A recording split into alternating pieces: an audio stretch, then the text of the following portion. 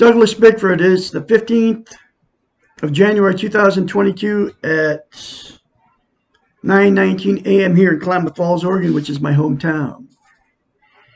I am teaching self-esteem out of this book right here, written by Dr. Susanna McMahon. She wrote this book, or this book was published in 1992. Before there was ever social media, before there was ever Facebook and YouTube and all that stuff, okay, TikTok and Instagram.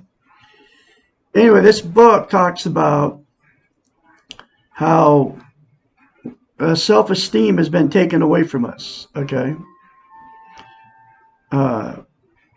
Every chapter talks about how we've been trained and taught not to have self-esteem, okay?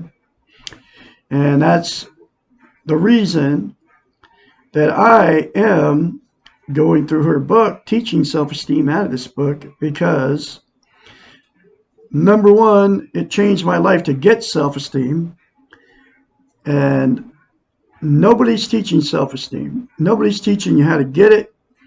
Nobody's teaching how simple it is, and nobody's teaching how important it is on the TV or all over the social media.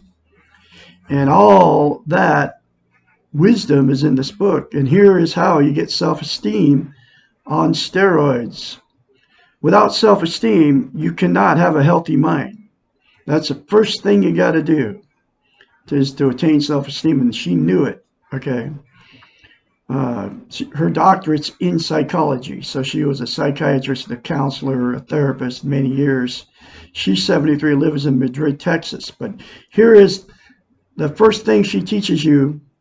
She would teach you in her therapy sessions too. The first thing she would teach you is how to attain self-esteem.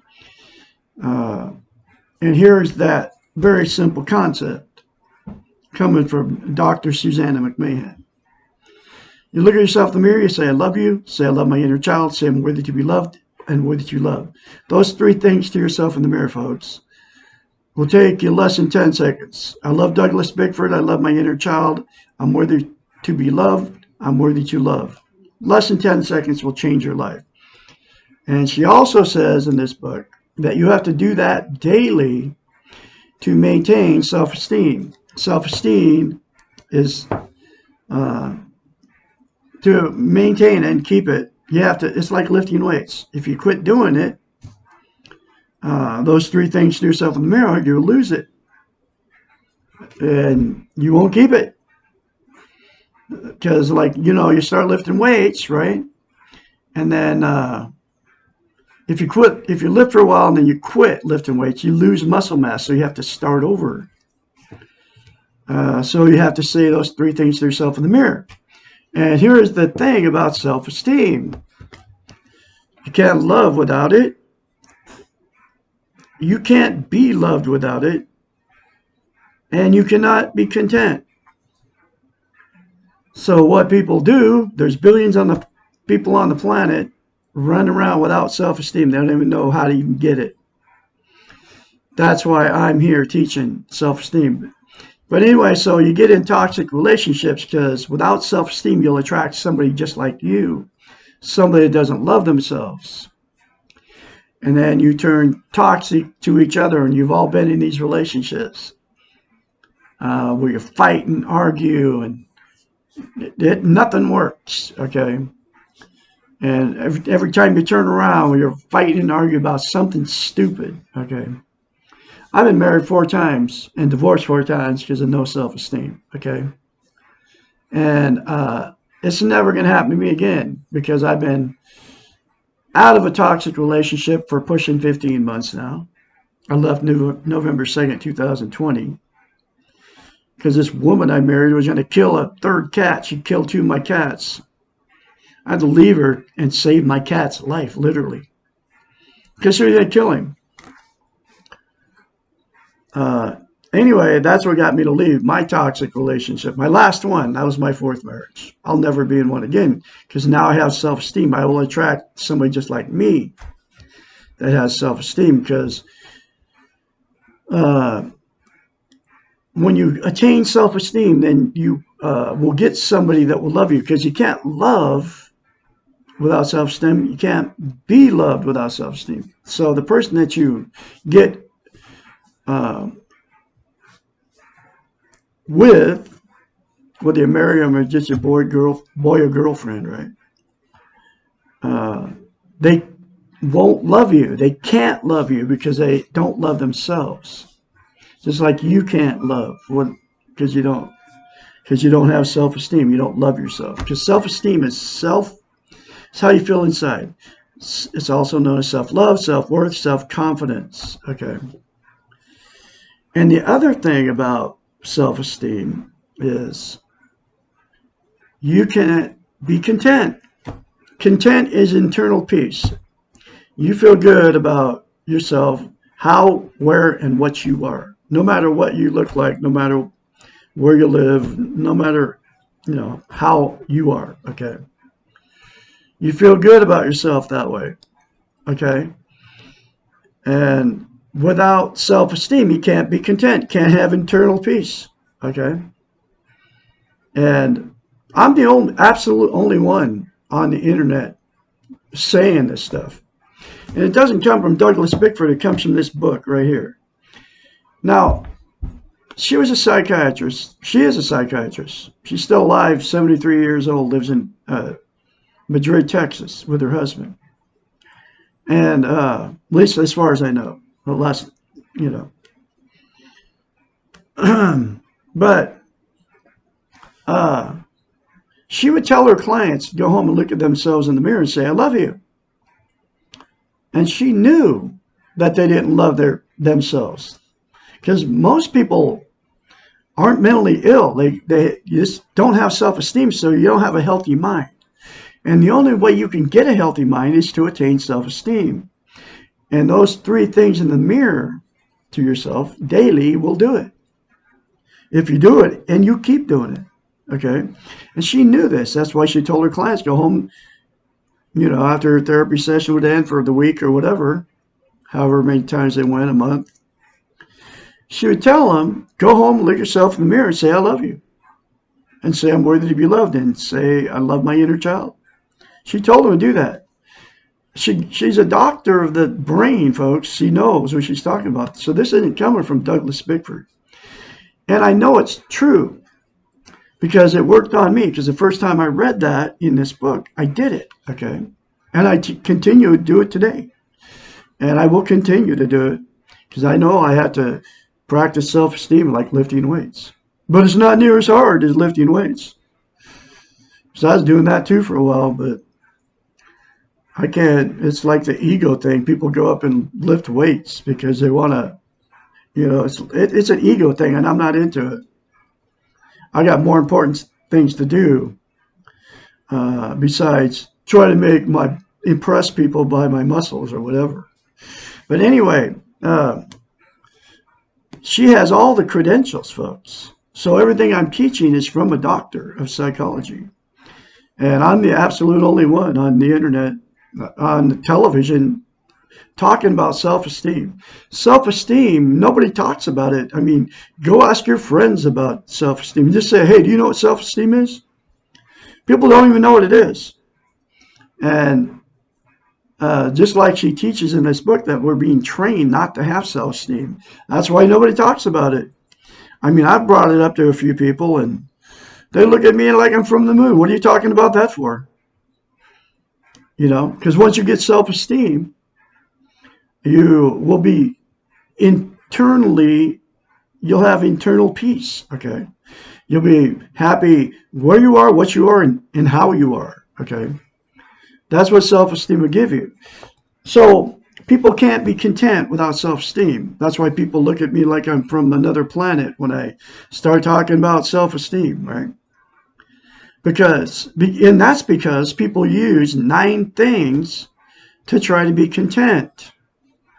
And all these things are destructive to you as a human being, okay? Drugs, alcohol, sex, TV, food, religion, another person, material possessions, or money. That's what people use to try to be content without self-esteem. And all of them are temporary. It's never a permanent fix. never gives you eternal peace.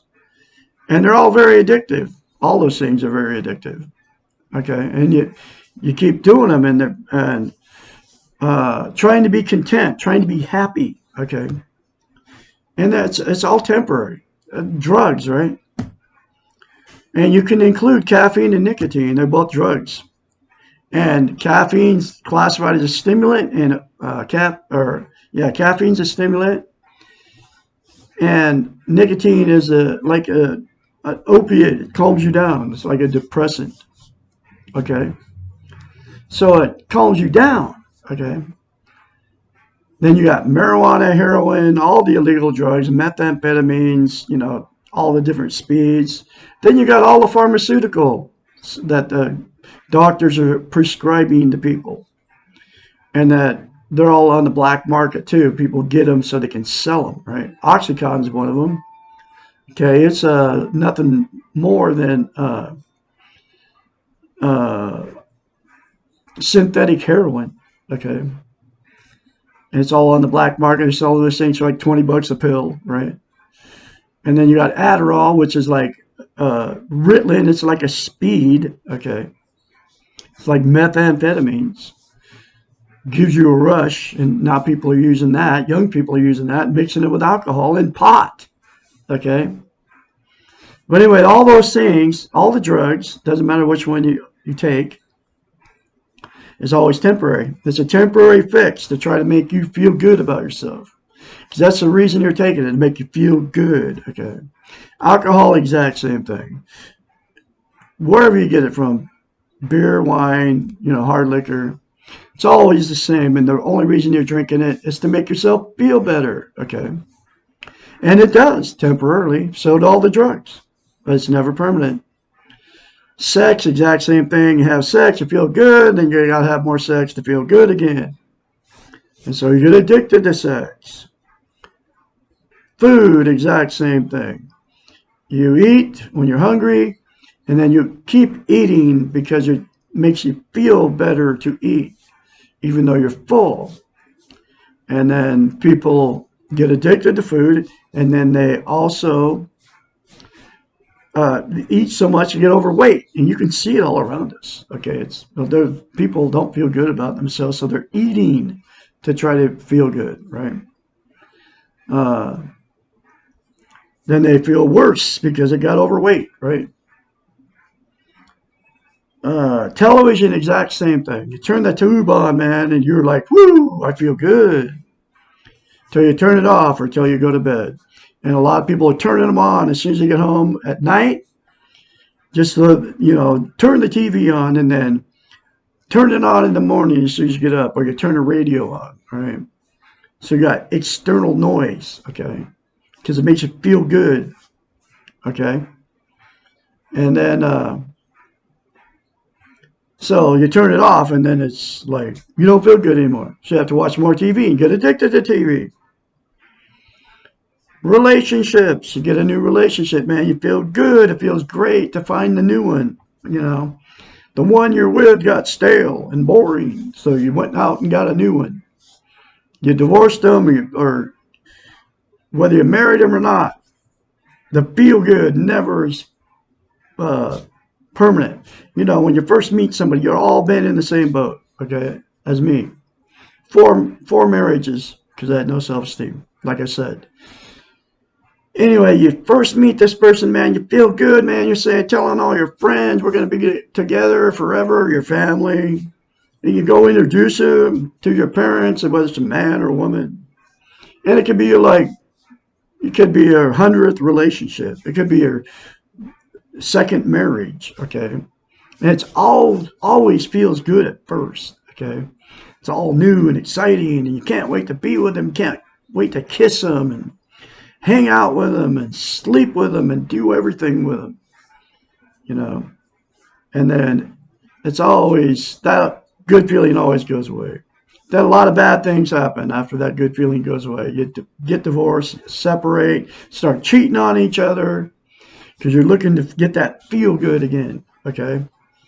Or you stay in a toxic relationship forever, and then you cheat on each other, and the bar hopping and the bringing home blonde bimbos from the bar, okay, to have sex with them, and then you get into all that, and your toxic relationship goes to new levels of toxicity, and then you have kids with these people, and then your kids then you turn out dysfunctional children, and then dysfunctional grandchildren. I mean, it's a vicious cycle of this thing where you marry somebody or you're with somebody that doesn't have self-esteem, so you never love each other, you needed each other.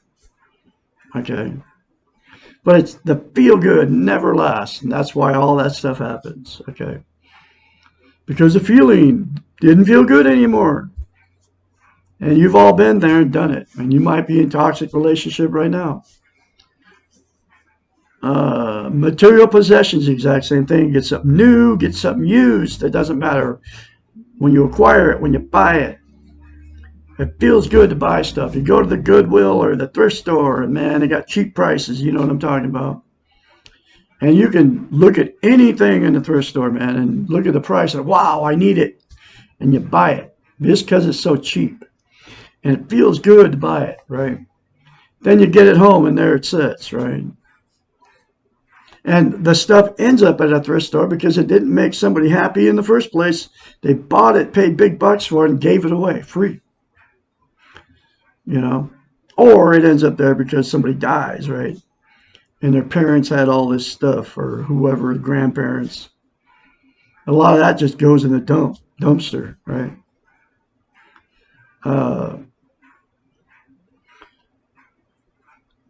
Money, the exact same thing. Get some money, it feels good, it's always temporary, and then that feeling goes away. Whether you get a bunch of money, whether you save it, whether you spend it, whether you blow it on a bunch of nothing, whether you go gamble it away at the casino. The feel good feels good at first, but then it always goes away. Okay. And that's it. 9 things, right? Drugs, alcohol, sex, TV, religion. Oh, religion. You go to church, man, feels good. Be giving them all your time and hanging out with all those people and going to the potlucks on Friday night. Sunday, Wednesday night service, unless you're Seventh-day Adventist, it's Saturday. Okay. Anyway, they're all the same. Muslim, Christian, Orthodox Jew, Catholic, Lutheran, Baptist, all of them. It's always temporary. The feel good, it's always temporary. Then you have to go back to church. You got to give them more money to feel good again. Okay. And those things, all those 9 things, are externals. They're outside of yourself. Okay. And they will never make you content. They'll make you happy momentarily. Okay. But then the feel good always goes away. Then you get addicted to those 9 things. Okay. So you have to keep doing the stuff. But the 3 things in the mirror to yourself daily will make you content. It'll give you self-esteem, and that will make you content.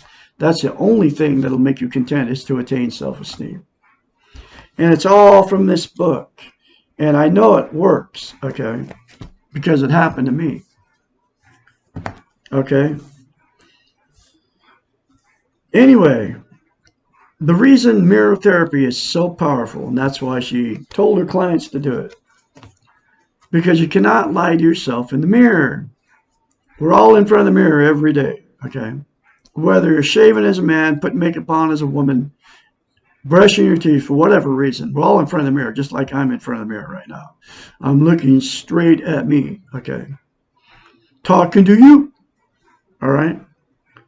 And I can confidently say I love Douglas Bickford. I love my inner child. I'm worthy to love and worthy to be loved.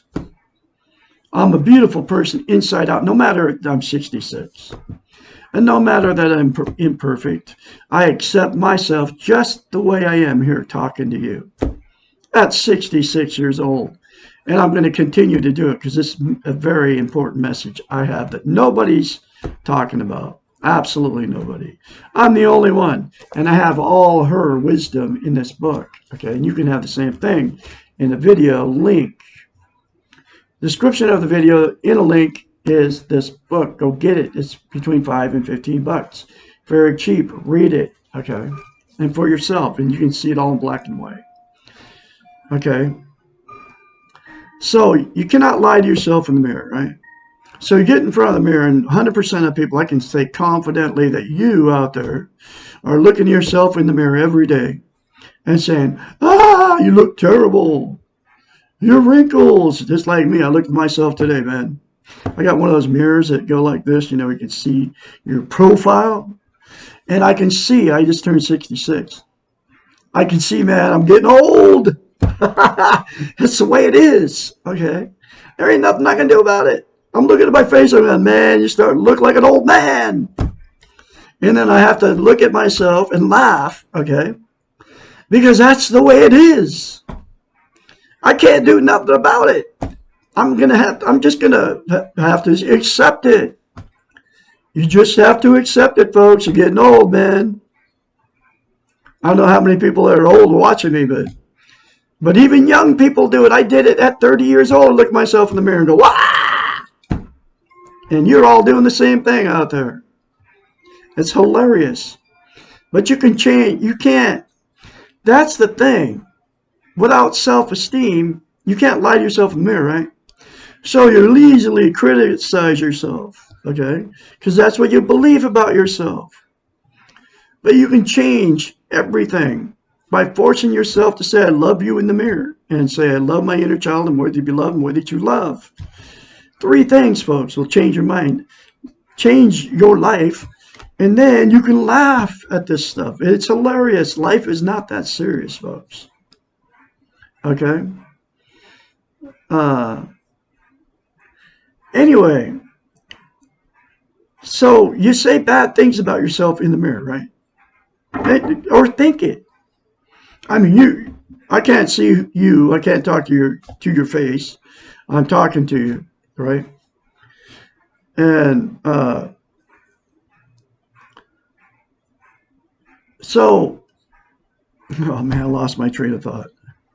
But you can't lie to yourself in the mirror. So you easily say bad things about yourself. Okay. Here she is. This is Blue Girl. She's one of my rescue kittens. See her eye right there? I had to, oh, now be careful. Okay. She doesn't want to stay. Is she cute? I love you, baby. Go run away.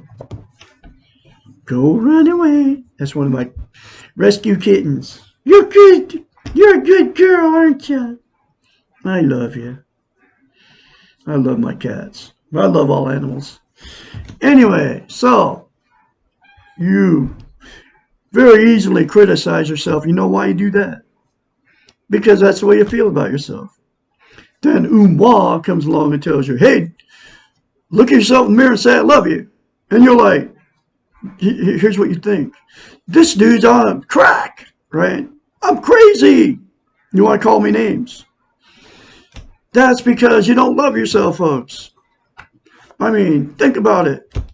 If you were in love with somebody, okay, or just new relationship, brand new man or woman, you're just like infatuated with this person. And you know, they can do nothing wrong. Okay, you're just like, woo, you know, you're all hot, man. You can't wait to get in bed with them. You can't wait to do everything with them. You're bragging to your friends. Would you look at them dead in their face like you are in front of the mirror every day? It's like, you ugly, okay? You got wrinkles. Man, you look old. Look at those zits on your face. What? Man, you know, you look terrible. No, you never would, okay? So it proves you would do it to yourself, folks. And you do it to yourself. I know for a fact you do it to yourself. Okay? I used to do the same thing. You can change your whole world by not saying that stuff to yourself in the mirror. Say those 3 simple things, folks. I guarantee you it will change your life because it'll give you self-esteem. And then you won't look at yourself in the mirror and say terrible things about yourself. Okay? It's that simple. Okay? And I'm the absolute only one saying it. I might be like, 66. Getting older. Okay? I might not be a dashing and debonair, stud meister like all these other guys on YouTube. The fake doctors, that you see on YouTube. There's about a zillion of them. And then all these good-looking women, right? Talking about narcissists, okay? And then you all oogle and awe at all these women because they're always good-looking, okay? And they're always relationship experts, And then COVID-19 hits, and then you got all the expert doctors coming in, giving and they're fake. They're not even real doctors, folks. And Douglas Bickford comes along and tells you to say, I love you in the mirror, and you want to call me nuts. Okay. It's okay because you ain't heard. I've been making a video every day since February 19, 2021. I just got better at it, okay? And I have a very important message. I used to be in all the YouTube conspiracy junk, okay? All of it. Chemtrails, 9/11 and the wars. That was a big waste of my time. But what it did for me was gave me the courage. And number one, I got self-esteem when I found this book, okay? Buried in a box at my son's house, who is also with an abusive alcoholic woman like I was. He's been with her 8 years. I lasted 3.5 years in my last marriage. I will never be around a person that's an alcoholic again, ever. Okay? Anyway, I won't hang around people that drink. Okay? I won't hang around people that smoke pot either. They're discouraging to me. I'm a very talented musician. I got better things to do besides hanging around people that are doing drugs. Anyway, I forgot what I was saying. I found this book buried in a box in my son's house. His wife burned his house up. Okay. And she literally lit the thing on fire. And the insurance company couldn't prove that he did it. She did it. I'm sure she did it. My son ain't got anything to do it. Because my son has got no self-esteem and he's like getting beat down, man, by this woman. Just like I got beat down by this woman I was married to. Not no more. I'll never be in a toxic relationship ever again. I've been clean toxic relationships for over 14 months now. First time in my life I could ever be alone. Okay. Anyway, I'm not done with romantic relationships. Because there's going to be a woman that comes along, because I'm heterosexual. She's going to fall in love with me, okay? And she's going to be healthy-minded because I love myself now. She will love herself too, okay? That's what's going to happen to me. I don't know when it's going to happen. I'm not looking. I'm here spreading this woman's message because nobody's doing it. And I'm going to keep very confidently spreading her message. Now, here is the next chapter out of this book.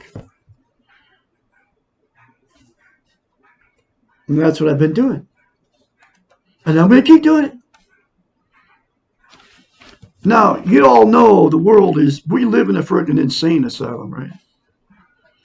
And this is the next chapter. Listen to this. What makes the world so crazy? We are living in a time when the numbers of people who exhibit serious problems with life exceed the numbers who are living well. Now, she wrote this book in the 70s, or she probably wrote it in the late 80s or 90s, right? Just think about how bad it is now. This is what it was when she was like in her prime, between, 30 and 60 years old. I'm not, I don't know. 30 and 50 probably. We are living in a time when the numbers of people who exhibit serious problems with life exceed the numbers who are living well. Perhaps it is time to turn from perceiving the individuals as the problem and focus on their training. And here's that training, folks, that she talks about. The world is crazy because we have had crazy training. And this was in the 90s. Think about it, folks. How to be, how to live, and what is important. Our Western culture has adopted a model which can be thought of as a doing model. It can be conceptualized as straight line because it is clearly linear in focus. It is work-related as it comes from the early American work ethic. And the model is orientated toward achieving goals and gaining external rewards. Those are all those externals I was talking about, 9 things, right? The beginning of the model, the straight line, is birth. And then each step forward is marked by achievements. Each step forward means obtaining something new, a new degree, a promotion, a marriage, a bigger house, more cars, more wealth, and on and on and on. Each step can be quickly compared to one before, which is less, and to the one ahead, which is more.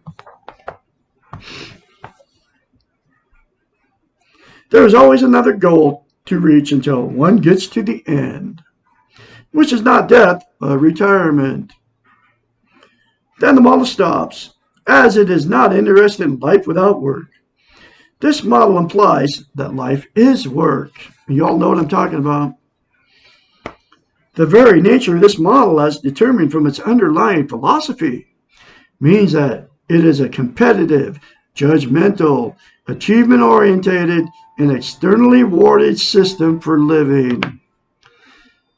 The problem is that this may be a model for one aspect of life, the career focus for the person, but it is a terrible model for all aspects of life. It seems that this is what has happened.